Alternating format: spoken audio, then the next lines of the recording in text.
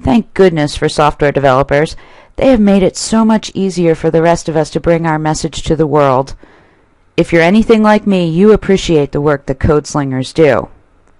My name is Heather Edick, and today I'm going to show you how to set up a blog so you can have a conversation with the world about topics for which you feel passion. First, though, you should ask yourself some questions.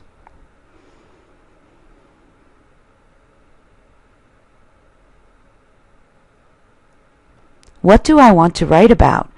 Make a list of topics that interest you. You can use these topic keywords to create categories for your posts. More on that later. Who would read my blog? Think about the people who will most likely read your blog at first. Yourself, of course.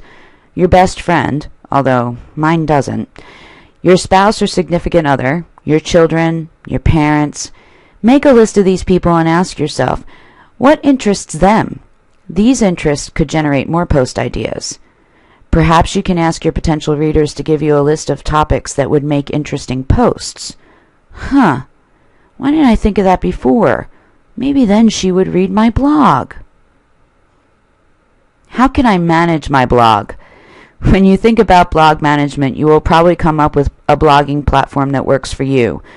What features do you need to have to manage your blog properly? Well, here are some features that I use all the time. Publishing to social media networks, share buttons, discus comment management, after the deadline grammar and spell checking, an editorial calendar, a newsletter, and Zamanta. Before you make a definitive list of features, though, check out some other blogs that you like. What features do those blogs have that are attractive to you? Do you want to be able to add a photo gallery on a regular basis? Maybe you need to post videos or audio files. Do you like to include images with your posts? Maybe you want to attach PDF files. By now, you'll have a list of features that you like. Which blog platform would work best for you? You should take a look at the feature pages of some blog platforms. For this screencast, I'm going to focus on WordPress since that is the platform with which I'm most familiar. Last question. Do you want to self-host your blog or use the blog platform hosting service? What? That's what I said the first time I heard that question. If you self-host your blog, then usually you can install the software on either a hosting company server or on your own. Otherwise, you can create a blog using the platform's hosting service, and you don't have to worry about installing updates and dealing with downtime. My blog is self-hosted. I have a hosting company that maintains my website and all the applications I have installed. Many people, however, use the other option, and I think it's a good one, especially if you're just starting out.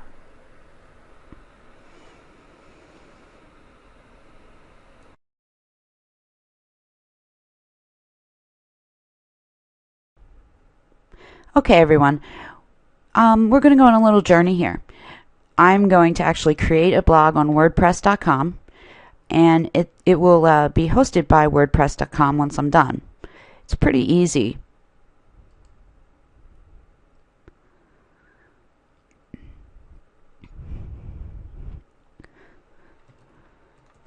You can choose any name that you want, as long as it's available.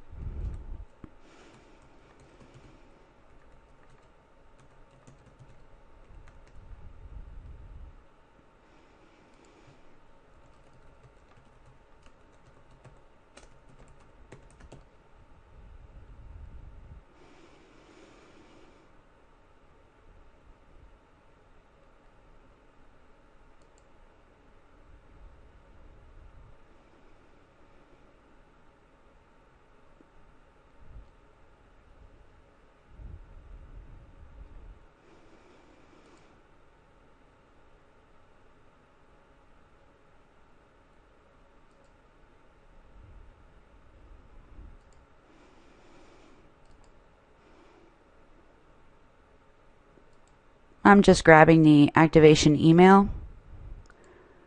I'm going to activate my blog now.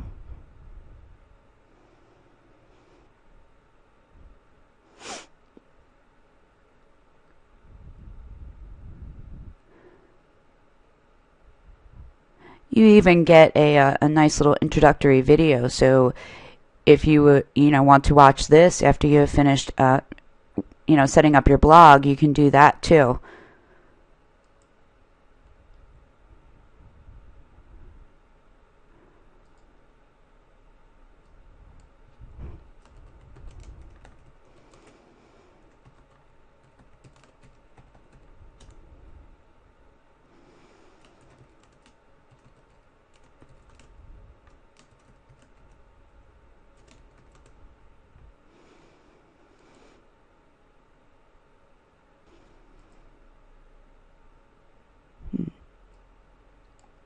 There we are.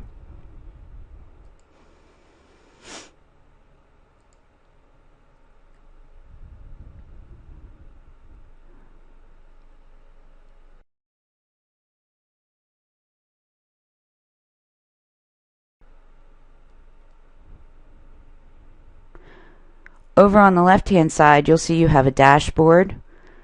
There's a store, so if you want to get some premium themes that'll cost you money, you can go there, or there might be other plugins that you'll want that you may have to pay money for. You have your post area, media. This is where you can upload videos and pictures. You can add some links to your blog. This area allows you to put in some polls.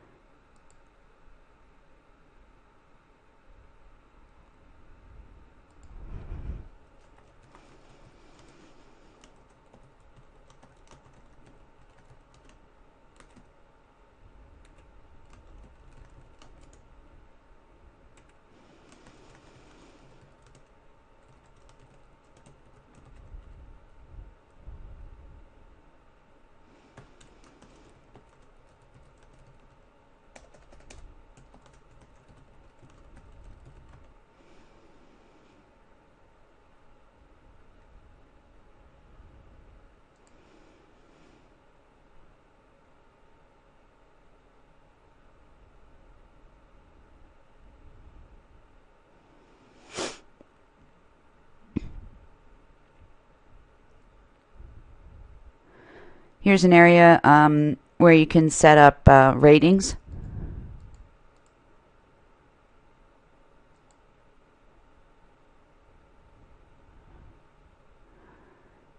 In the appearance section, you can choose your theme.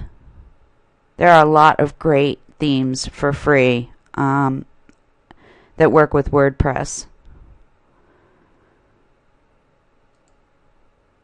Since mine is a teacher's blog, try to pick something that a teacher would pick. Nope, that's a premium. I'm not doing that one.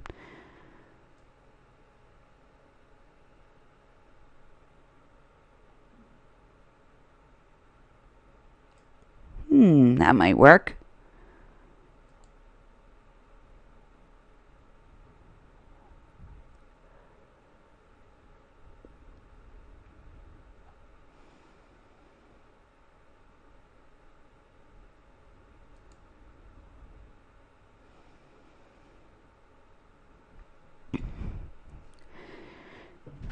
Pilcrow comes with a number of different options.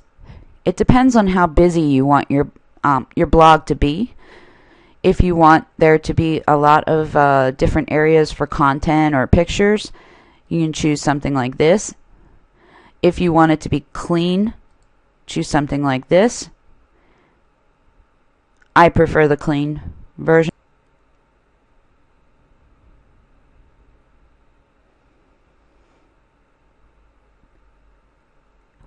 The profile setup is pretty self-explanatory. This is where you would put your first and last name.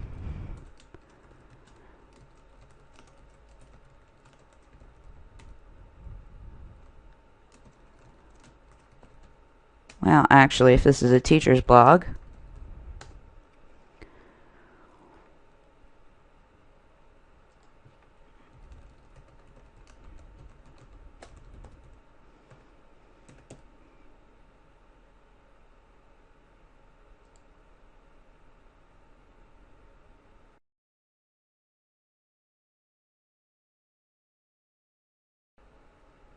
Okay, I think we should go over and look at what we have so far.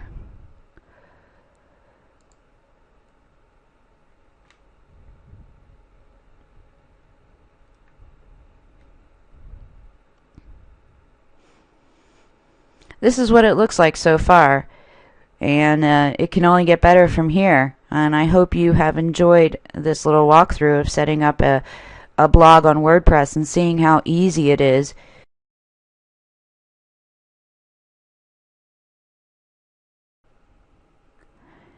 Now, you'll want to start making posts, I assume, pretty quickly.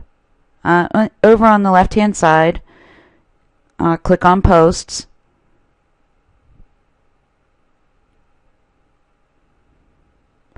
And now click on Add New. This is the post interface.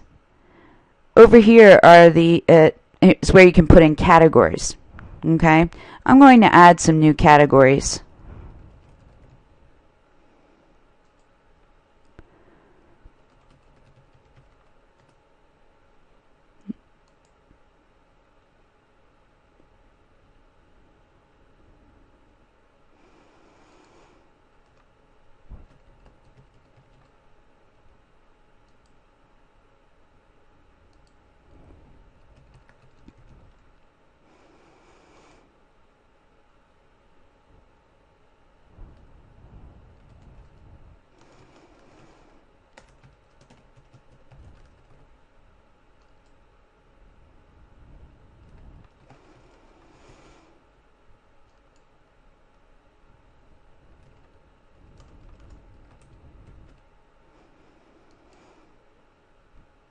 These are just some of the categories that I think a teacher might come up with. Of course, there's others.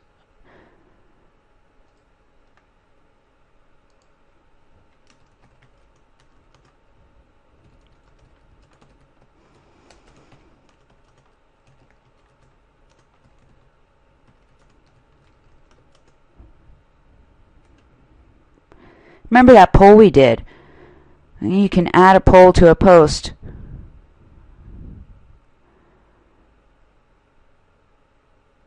And then embed it in the post.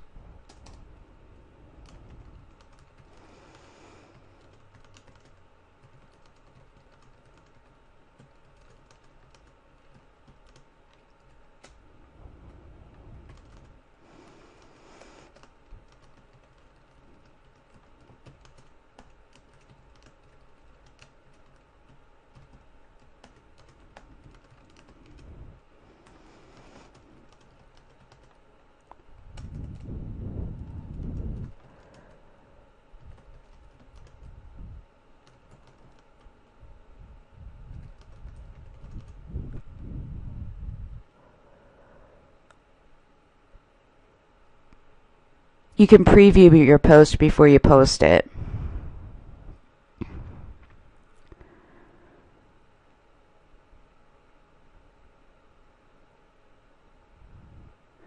And what would be interesting is then all the students would be able to see how the voting is going.